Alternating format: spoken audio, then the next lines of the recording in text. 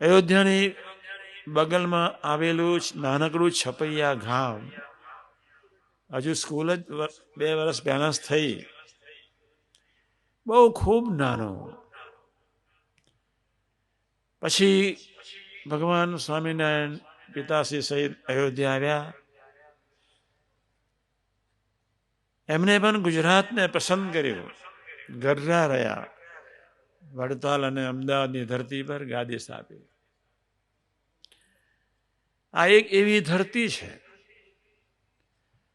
કે સ્વયં અવતાર પુરુષોએ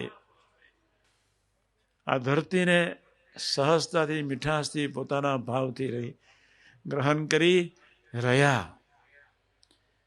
ભગવાન કે સંતોનું એક જ કામ છે, શિક્ષા કરવાનું. હિન્દુ ધર્મ એક જીવતો ધર્મ છે. બહુ દેશમાં હું ફરું છું, ઘણા ધર્મો છે. હિન્દુ ધર્મની બહુ મોટી વિશેષતા એ છે કે શરીરના મા બાપ તો છે જ, શરીરની સાથોસાથ અહીંયા આત્મા છે, એના પણ એક મા બાપ છે. ભગવાનની મૂર્તિ એ બાપ સમાન છે. રામચંદ્રજી બાપ સમાન તો હનુમાનજી જેવા સંત માં સમાન. ભગવાન કિશન બાપ સમાન તો સુખદેવ જેવા સાધુ માં સમાન. શિવશક્તિ બાપ સમાન, ગણપતિ જેવા સંત માં સમાન. ભગવાન સ્વામિનારાયણ બાપ સમાન, ગુણાતીત પુરુષો શાસ્ત્રી મહારાજ, યોગી મહારાજ એવા પવિત્ર સંતો સાથે ભગવાનને અખંડ સંબંધ છે. સાફસૂફી માટે માં અનિવાર્ય છે જ. ભારત એક એવો દેશ જ્યાં અવતાર પુરુષ યુગે યુગે પધાર્યા છે. યુગે યુગે બરાબર સમજો. કદાચ અવતાર પુરુષ ન હોય તો એવા સંતો, મહાવીરને બુદ્ધ અમે હમણાં સંભાળ્યા, ભગવાન મહાવીરના સેવકો હો, ગૌતમ જેવા કોઈ સંતની, શ્રીમદ રાજચંદ્ર જેવા સંતની ગોદમાં સમાજો.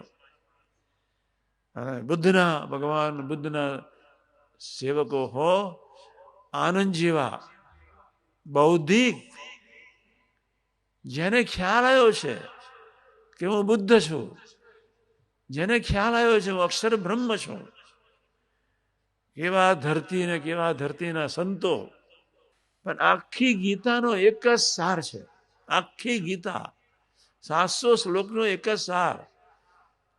આપણે અર્જુન છીએ, કૃષ્ણ જોઈએ બસ. અહીં હોળી, અહીં દિવાળી, અહીં રાગ, અહીં દ્વેષ, અહીં હરખ, અહીં શોક, અહીં માન, અહીં અપમાન, અનંત પ્રકારના દ્વંદ્વોને, અનંત પ્રકારની વિચિત્ર ગંદકી, આને પણ સાફ કરવાની છે. પર્યાવરણ આપણી ફરજ છે. આપણે આ ગુજરાતમાં પ્રગટ્યા છે. આ ધરતીને ઋણ વાળવાનું છે. કેવો અદ્ભુત દેશ, કેટલા નસીબદાર છે. એ નાનક, એ કબીર, એ શ્રીમદ રાજચંદ્ર, એ રામતીર્થ, એ દયાનંદ, એ વિવેકાનંદ, એ અરવિંદો, નરસિંહ ને મીરા ને એકનાથ ને તુકારામ ને 500 પરમહંસો, એ પર્વતભાઈ ને ગોરધનભાઈ, કલ્પનાતીત સંતો આ ધરતી પર આવ્યા જ. પણ જેને એવા સંતોની ઓળખાણ થઈ હશે, અને જેને એ સંતોની સાથે મૈત્રી બાંધી હશે, અને જેને એ સંતો, જે સેવકો, જે હરિભક્તો સંતો આગળ સરળ વર્ત્યા છે. ભગવાન કિશને અર્જુનને એટલું જ કહ્યું, બેટા અર્જુન સરળ થા. આખી ગીતા મેં બહુ ઝીણવટથી વાંચી. 17 વખત અર્જુને ભગવાન કિશનની ઉપેક્ષા કરી, ખાલી ગીતામાં. લાઈફ દરમિયાન તો કેટલી વખત. ભગવાનની ગરજ ઓછી ન થઈ. અર્જુનને નિમિત્ત બનાવવો હતો જ, એને સુખ્યો કરવો હતો જ. અર્જુન એક દ્વંદથી ભરેલું પાત્ર હતું. અર્જુનની કોઈ તાકાત નહોતી એ ભીષ્મની સામે લડી શકે. એમ હું તમને કહું છું, કે આ સંસારના કુરુક્ષેત્રમાં હેમખેમ સરળતાથી, મીઠાશથી, વિવેકી દુનિયાથી આટલું પોઝિટિવ રાખીને આપણે એક ધારું જીવન જીવવું હોય, સમજી લેજો ભગવાનના પવિત્ર સંતોની સાથે મૈત્રી અનિવાર્ય છે. ઓક્સિજનની જેટલી જરૂર છે, આપણે ઓક્સિજન, અમારું નાક બંધ છે એટલે મને ફાવતું નથી, અમારે ઓક્સિજન નહીં લેવો હોય, મને શરદીનું અંગ છે આવી ગયું છે. ઓક્સિજનની જેટલી જરૂર છે એથી હજારો ગણી જરૂર છે ભગવાનના પવિત્ર સંતરી સાથી ઓક્સિજનથી જીવાશે. સારી વાત છે. ભગવાનના પવિત્ર સંતથી આટલું પોઝિટિવ થશે એક, અને આટલું પોઝિટિવ થતા જેની આંખ, કાન અને જીભ પોઝિટિવ, એના મન બુદ્ધિ પોઝિટિવ, અને જેના મન બુદ્ધિ પોઝિટિવ, સંતોની કૃપા વરસી જાય. એની ગંદકી, અનંત કાળની ગંદકી, અનંત વર્ષોની ગંદકી ખૂબ પડેલી છે. એટલા ગંદા વિચારો, એટલા રાશિ તામસી વિચારો, સાત્વિક વિચારો ખતરનાક ખોટા છે. એટલા ગંદા વિચારો પડેલા છે. આવી અનંત પ્રકારની ગંદકીને કાઢવા માટે તો કોઈ માર્ગ, એટલે દુનિયા માત્રમાં ભારત એક એવો જીવતો દેશ છે ત્યાં ભગવાન અને સંતો પૃથ્વી પર અખંડિત પ્રગટ પ્રગટ પ્રગટ કામ કરતા જ રહ્યા છે. આપણે બધા જે સંપ્રદાયના હોય તે સંપ્રદાય, રામચંદ્રજીના ઉપાસકો, હનુમાન જેવું શુદ્ધ સ્વધર્મ, શુદ્ધ બ્રહ્મચર્ય, શુદ્ધ દાસત્વ, એવા કોઈ પવિત્ર ભગવાનના સંત, રામચંદ્રજી દિલથી પ્રાર્થના કરવાની, મા સમાન કોઈ હનુમાન જેવા સંતની ગોદમાં બેસાડજો. ભગવાન રામચંદ્રજી, ભગવાન કિશન, ભગવાન શિવશક્તિ, ભગવાન સ્વામિનારાયણ તમારી આ પ્રાર્થનાની રાહ જોઈને બેઠા છે. ભગવાન સ્વામિનારાયણ મધ્યના 50 અને મધ્યના 54માં, પ્રથમના 54માં, પ્રથમ 54, મધ્ય 54. આમ તો સારંગપુર 7-10માં સંતોનો ખૂબ મહિમા ગાયો છે, ઘણા વચનામૃતોમાં.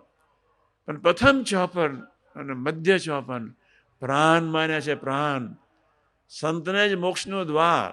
અને એવા સંતની સાથે 4 પ્રકારની આત્મબુદ્ધિ, એ જ નિર્વિકલ્પ સમાધિનું સુખ. આપણે એવા પ્રકારના સુખમાં જવું છે. અમેરિકાનો મને એક ગુણ બહુ છે, દુનિયા માત્રના સુપર બ્રેઇન અમેરિકાએ કલેક્ટ કરી દીધા છે, દુનિયા માત્રના. અરે આપણે ગરીબ દેશ, વિશ્વાસુ, પણ સંપૂર્ણ વિશ્વાસ ન રાખ્યો, સંપૂર્ણ શ્રદ્ધા ન રાખી, જેથી ભારતનું ઉત્થાન ન થયું. સંતો આવ્યા, અનોળખ્યા વયા ગયા. અવતાર પુરુષો આવ્યા, અનોળખ્યા વયા ગયા. અને સંતના સંબંધ સિવાય ભગવાન સ્વામિનારાયણ કે ભગવાન કિશન કે ભગવાન રામ, એ પ્રભુનો મહિમા અને પ્રભુની મૂર્તિનું સુખ ક્યારે પ્રાપ્ત ન થાય. અને આટલું તો બહુ પાકું રાખજો જ ને, કરજો ને, સંકલ્પ કરજો. સાધુ એ માં છે, એ જીવતી માં છે. એને આપણા જેવી આંખ નથી, એને આપણા જેવા કાન નથી, એને આપણા જેવા મન બુદ્ધિ નથી. સાધુ જ્યારે આંખ બંધ કરીને જ્યારે ભગવાનનું ભજન કરે, ત્યારે હૃદયાકાશ જશે. ભગવાન સ્વામિનારાયણની રસગન મૂર્તિના દર્શન કરીને ભજન કરી ડૂબેલા જ હોય. એ ભગવાનની રસગન મૂર્તિનું સુખ અનંતગણું છે, કલ્પનાતીત. એ તો ઠીક છે, પણ આજે સંસાર સાબુદ નથી. હઠ, માન ને ઈર્ષાના ઝઘડા. હઠ, માન ને ઈર્ષા એક વિચિત્ર એવી ચીજ છે. આજે કુટુંબો ખતમ થવા આવ્યા. અમે તો ગામે ગામ બહુ ફરીએ છીએ. કાબરા નામના સાયન્ટિસ્ટે કહ્યું, થિયોસોફિકલ સોસાયટીમાં લખ્યું, 25 વર્ષ સુધીમાં કોમ્પ્યુટરાઇઝ એ ધીમે ધીમે ડિમ્યુનાઇઝ થશે. પછી એમણે લખ્યું, એજ ઓફ ડિવોશન અને એજ ઓફ લવ એ અમેરિકાની ધરતી પર પ્રગટશે. પછી એને સરસ વાક્ય લખી, ભારતના ગૌરવની વાત લખી, કે દુનિયાના દરેક વ્યક્તિએ પોતાની આંતર સમૃદ્ધિ માટે, દુનિયાની દરેક વ્યક્તિએ ભારતના તમામ સંતો તરફ નજર રાખવી પડશે. કેટલી સરસ વાત લખી, કલ્પનાતીત, એ લોકોને ખબર પડી ગઈ છે. એ તો બધું ઘણું બધું ચાલે છે. આખી દુનિયાને છેતરી શકાશે. તમારા આત્મામાં રહેલા ભગવાનને ક્યારેય કોઈ વ્યક્તિ છેતરવા જન્મી નથી, જન્મશે નહીં. હરેક સેકન્ડની ફ્રેક્શન ઓફ ધ સેકન્ડના કરોડમાં ભાગમાં તમે શું કરી રહ્યા છો, પ્રભુ એ નિરંતર નોંધીને જય સ્વામિનારાયણ તમને જવાબ આપતા જ રહ્યા છે. સંતોની સાથે યોગમાં રહેવા પાછળનો હેતુ આટલો જ છે. ઘણી બધી વાતો કરી નાખી, તમે બધા આવ્યા, અરસપરસની પ્રીતિંદા આવે, તમે આના શાંતિથી બેઠા છો. એક વસ્તુ બાકી રાખજો કે આપને આપના દેહને ઘરને મંદિર બનાવવું છે જ. આજના શુભ મંગલકારી દિવસે તમને કશો જ નિયમ આપતો નથી. એક જ નિયમ આપું છું કે કોઈ ભગવાનના પવિત્ર સંતની સાથે મૈત્રી બાંધવાનું. હું ગુરુ અને ચેલાના સંબંધમાં માનતો જ નથી. એવા પવિત્ર સંતની સાથે મૈત્રી બાંધી, ખુલ્લા દિલની વાતો કરી, સરળ બનીને આપણે જીવન જીવવાનો સંકલ્પ કરીશું. નંદનવન, અહીં શુભ વિચારો, અહીં નિશ્ચિંતા. આજે કેટલી ચિંતા છે, કેટલાને ખાવાનું નથી, કેટલાને નોકરી નથી.